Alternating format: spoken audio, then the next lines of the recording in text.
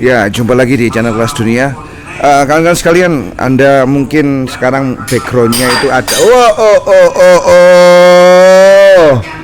pecah krok. Waduh, hati-hati ya bro. Ya, saya masih ada di warkopnya Mas Engkrok ya, di daerah Semampir. Saya ingin menjelaskan bagaimana ada sebuah postingan begini di TikTok. Itu yang penting apa sih? Yang penting itu bikin konten. Follower tak penting ya.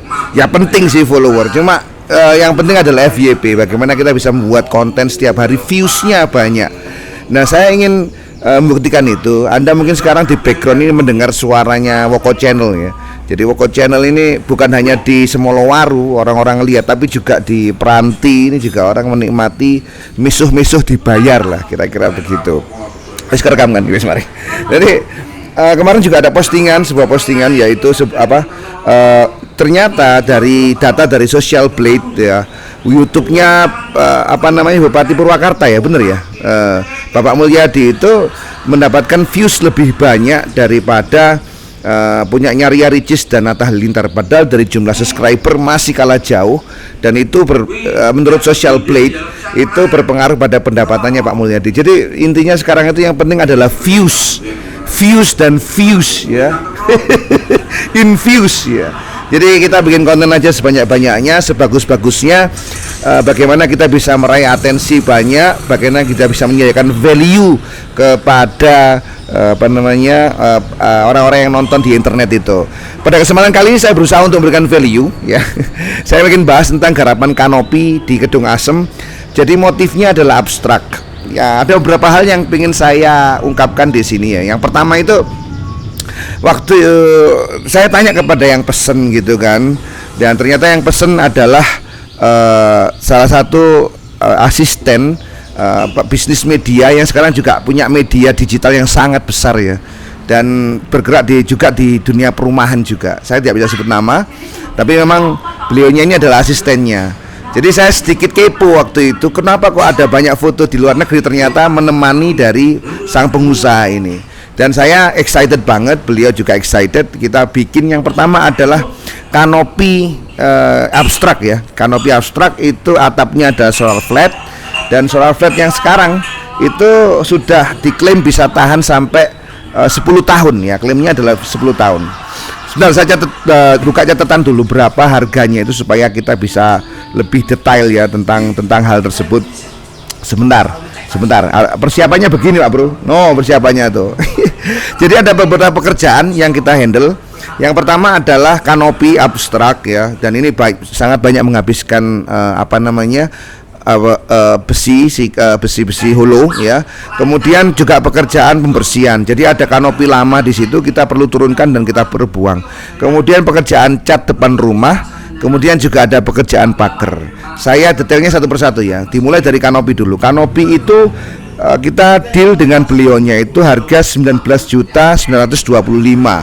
Jadi memang platnya juga tebel. Ini plat yang 2 mili ya, plat sampean hulu yang 2 mili ukuran 4x4 ya.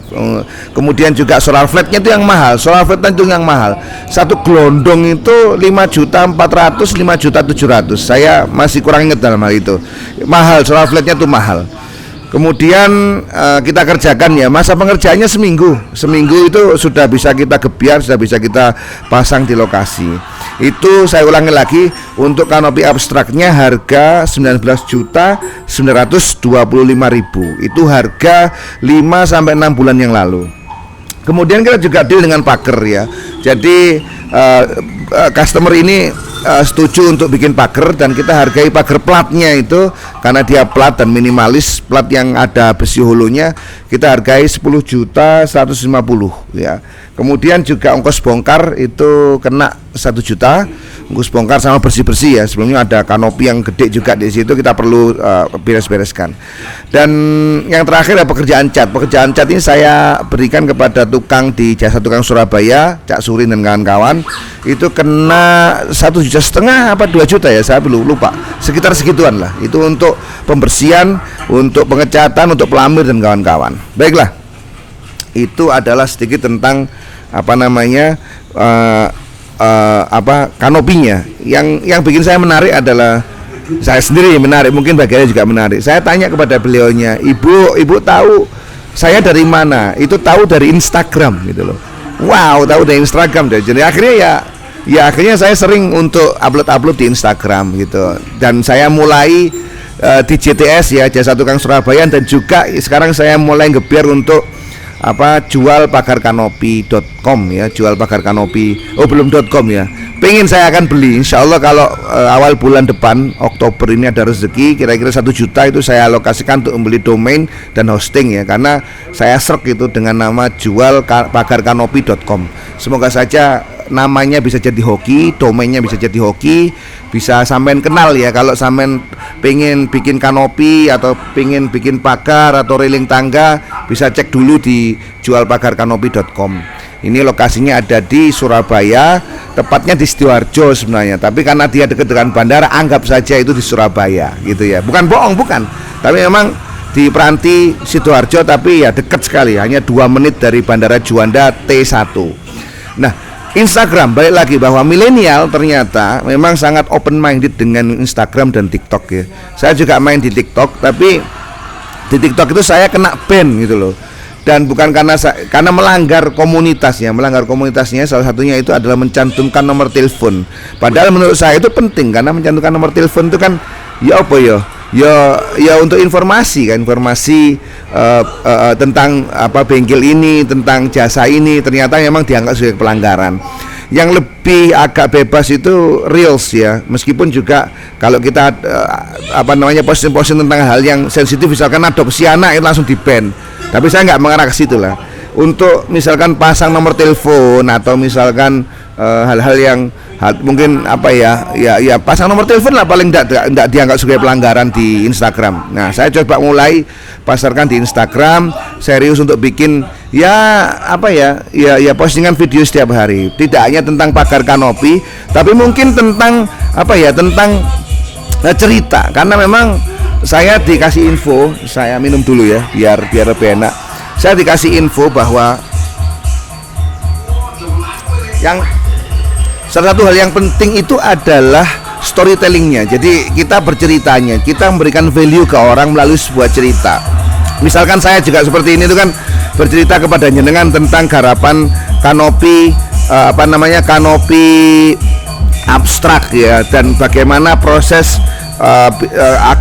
akun saya ini bisa diketahui ternyata dari Instagram gitu. Ternyata saya, Instagram ini powerful gitu kan. Sayang untuk tidak digunakan dengan sebaik-baiknya ya. Jadi bagi Anda juga yang sekarang menjual apapun, itu monggo-monggo saja untuk aktif di Instagram. Nah, sekarang aktif di Instagram itu bagaimana? Itu saya maknanya begini. Satu, tentu saya bikin postingan ya, postingan setiap hari. Bikin ya feed ya, kita cerita tentang apa ya, kita memberikan value melalui sebuah video atau postingan gambar misalkan. Jadi feed setiap hari, memberikan informasi setiap hari. Yang kedua yang saya lakukan juga adalah DM ke 100 akun setiap hari. Jadi saya download counter ya. Nah, saya download counter. Ini sudah 100 tadi, saya istirahat. 100 counter seperti ini. Itu untuk saya buka laptop ya, di mana itu di warkop begitu kan. Kemudian saya masuk ke Instagram, mulai post lihat-lihat akunnya orang lain, kemudian saya komentar di feednya, kemudian saya perkenalkan diri, kemudian kalau sudah saya bisa follow, saya bisa message ya, saya DM, itu jumlah 100. Dan menurut saya ini efektif atau tidak saya belum tahu, tapi setidaknya itu bisa memberikan gambaran begini. Dari 100 akun yang saya kirimi DM, katakan 5 saja orang yang itu real, itu sudah alhamdulillah. Jadi informasi tentang jualpagarkanopi.com itu bisa tersampaikan bahwa ada bengkel yang bergerak untuk sambut pasar di sosial media, di Instagram, untuk DM, untuk mengenalkan diri. Dan itu sudah bagus banget. Dan ini saya lakukan di sela-sela tentu saja ketemu offline dengan customer ya. Karena memang bagi saya pribadi ketemu offline itu penting. Bentuknya ya saya sudah cerita Anda, ketemu dengan customer door to door gitu. Nah, kebetulan ini hari Jumat itu hujan ya, di Sidoarjo hujan, dan kemarin-kemarin banjir, rumah saya banjir, gak masuk blas ya.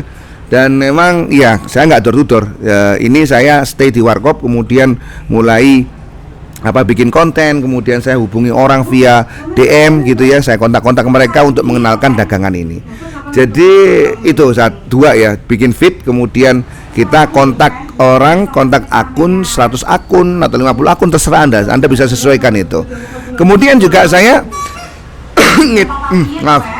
saya ngitungnya itu, saya usahakan untuk misalkan nih 1 jam komentar di feed yang kita follow.